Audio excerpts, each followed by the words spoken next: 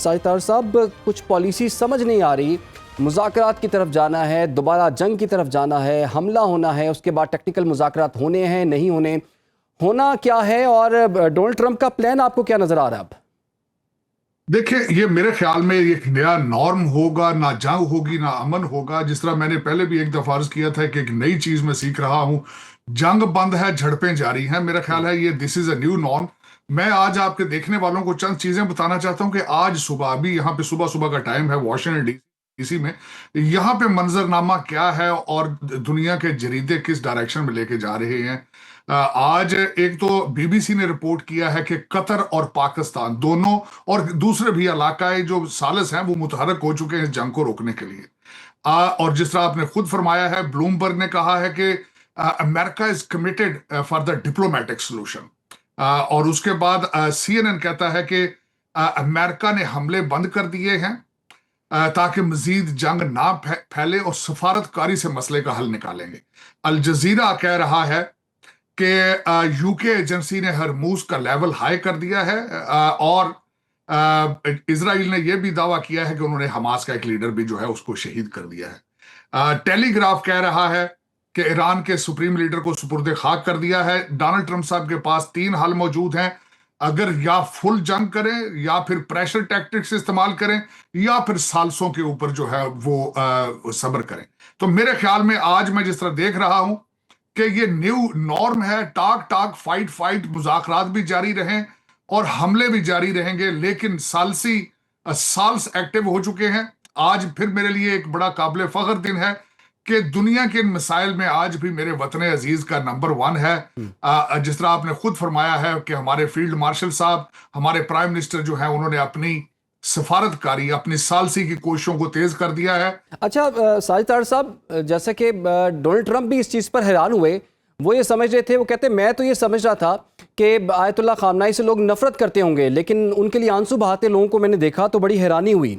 اب Donald Trump جب اس طرح کے بڑی تعداد میں لوگوں کو انہوں نے دیکھا ہوگا، اور ابھی اطلاعات کے مطابق تقریباً 4.30 کروڑ لوگوں نے مختلف ایونٹس میں جو ہے وہ شرکت کی ہے ایران کے اندر، تو ڈونلڈ ٹرمپ کی آپ کو لگتا ہے کہ پریشانی بڑی ہوگی اس سے، جس کی وجہ سے وہ اٹیک کرنے کی طرف بھی چلے گئے؟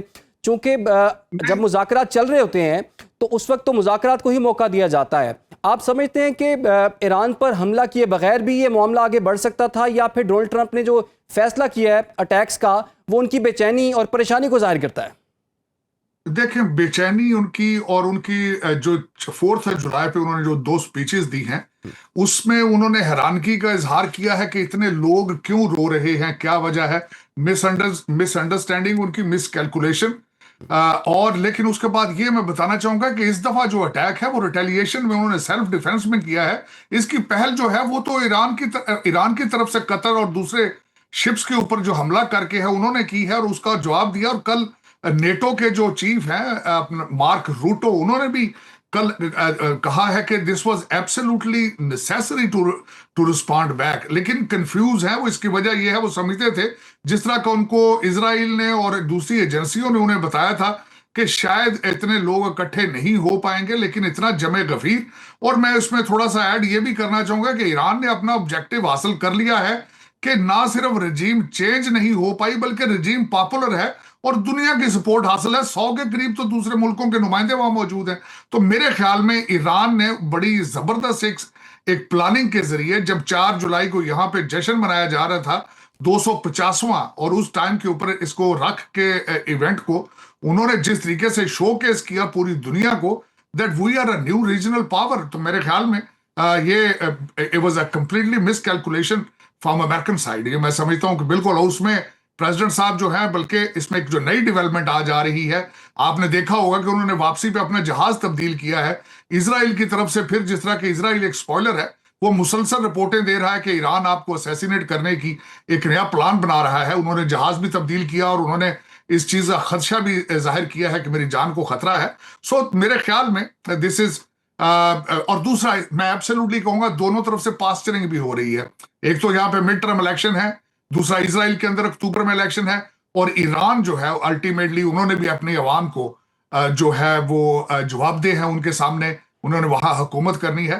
تو جنگ ایک ہے, جیتنے والے 3 ہیں. دیکھیں جی, ایران نے تو یہ کہہ دیا نا کہ جناب آپ کو رستہ مل جائے گا, آپ نے اس رستے کو فالو کرنا ہے جو کہ ہم نے بتایا ہوا ہے, اور یہ چیز آلریڈی ڈیسائیڈڈ ہے اور ریٹن بھی ہے.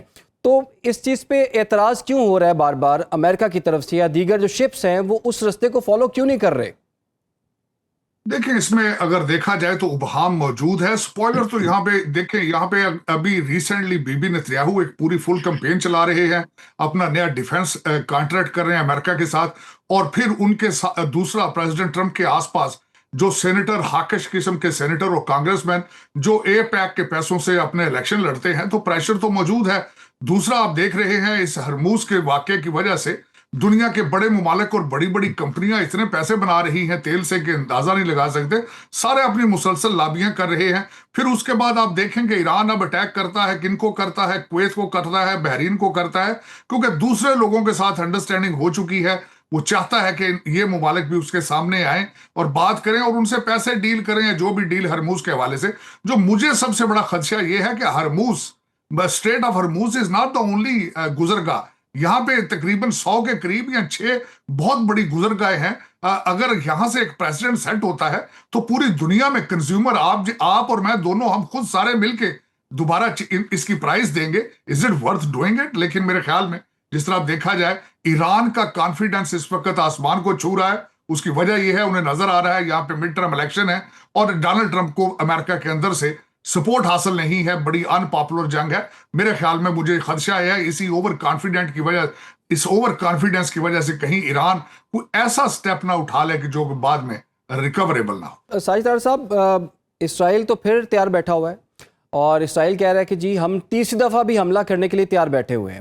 آپ کو پتہ ہے کہ 2 دفعہ جب ٹاکس ہو رہی تھیں تو اس دوران بھی اسرائیل نے حملہ کیا. اب یہ تیسری دفعہ بھی موقع مذاکرات کا ہی ہے, اور اسرائیل کی طرف سے بیان بھی سامنے آ گیا کہ جناب ہم بالکل تیار بیٹھے ہوئے ہیں. تو آپ کو لگتا ہے کہ حملے کی طرف یہ بات جائے گی دوبارہ سے؟ چونکہ دیکھیں نا, آپ خود بھی کہہ رہے ہیں ٹاک فائٹ چل رہا ہے, لیکن ایسا بھی تو ہو سکتا ہے کہ ڈسپروپورشنیٹ جو ہے قسم کا حملہ ہو جائے اور اس کے بعد حالات ہاتھ سے نکل جائیں. پھر میں سمجھتا ہوں کہ اسرائیل اس وقت بی بی نیتنیاہو جو ہے وہ مسلسل اپنی پاپولیرٹی لوز کر رہے ہیں, اور وہاں پہ جنگ, لبنان کے اوپر غزہ پہ حملے, ایران پہ حملے, دس از لائک آکسیجن. یہ ان کے لیے آکسیجن ہے, اور ان کا survival, this is the only way to survive for Bibi Netanyahu. تو میرے خیال میں وہ مسلسل جب تک اقتدار میں وہاں ہیں, جب تک کوئی ان کو ریپلیس نہیں کرے گا, وہ اس کو بالکل لڑتے رہیں گے, لوگوں کی اٹینشن دوسری طرف کرنے کی کوشش کرتے رہیں گے.